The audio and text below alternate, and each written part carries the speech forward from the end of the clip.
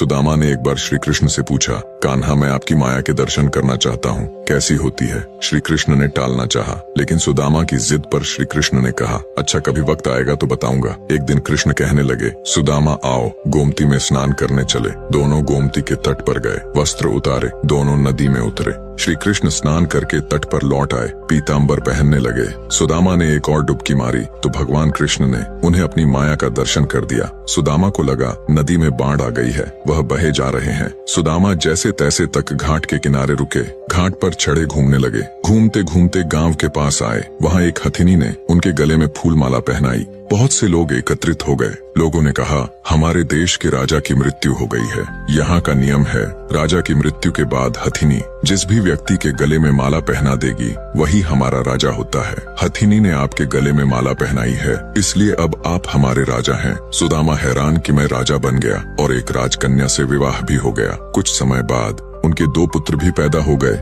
जीवन प्रसन्नता पूर्वक बीतने लगा। एक दिन सुदामा की पत्नी बीमार पड़ गई और काल के गाल में समा गई। सुदामा पत्नी वियोग में रोने लगा। राज्य के लोग भी पहुँचे। उन्होंने सुदामा को कहा, आप रोए नहीं, आप हमारे राजा हैं। वैसे भी दुख की कोई बात नहीं, आपको भी रानी के साथ ही जाना है। उन्होंने बताया कि यह मायापुरी का नियम है, आपकी पत्नी को चिता में अग्नि दी जाएगी, आपको भी अपनी पत्नी की चिता में प्रवेश करना होगा। यह सुनकर सुदामा और जोर से रोने लगा, लेकिन लोग नहीं माने। सुदामा अपनी पत्नी की मृत्यु को भूल गया, उसका रोना भी बंद हो गया। अब वह स्वयं की चिंता में डूब गया। जब लोग नहीं माने तो सुदामा ने कहा, चिता में जलने से पहले मुझे स्नान तो कर लेने दो। इस पर कुछ लोग पहरे में सुदामा को स्नान कराने नदी में ले गए। सुदामा रोए जा रहे थे और उनके हाथ पैर कांप रहे थे। आखिर उन्होंने डुबकी लगाई और फिर जैसे ही बाहर निकले तो देखा कि माया नगरी कहीं भी नहीं है।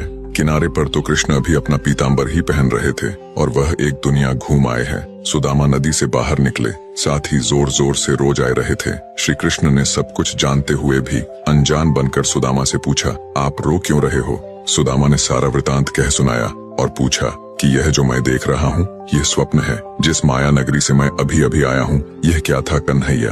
भगवान कृष्ण बोले, यही सच है, मैं ही सच हूँ। मेरे से भिन्न जो भी है वह मेरी माया ही है। जो मुझे ही सर्वत्र देखता है, महसूस करता है, उसे मेरी माया स्पर्श नहीं करती। जो श्री कृष्ण से जुड़ा है वह मोह माया में नाचता नहीं और ना ही भ्रमित होता। वसुदेव सुतम देवम कंस चाणूर मर्दनम देवकी परमानंदम कृष्णम वंदे जगद गुरुम हरि शरणम।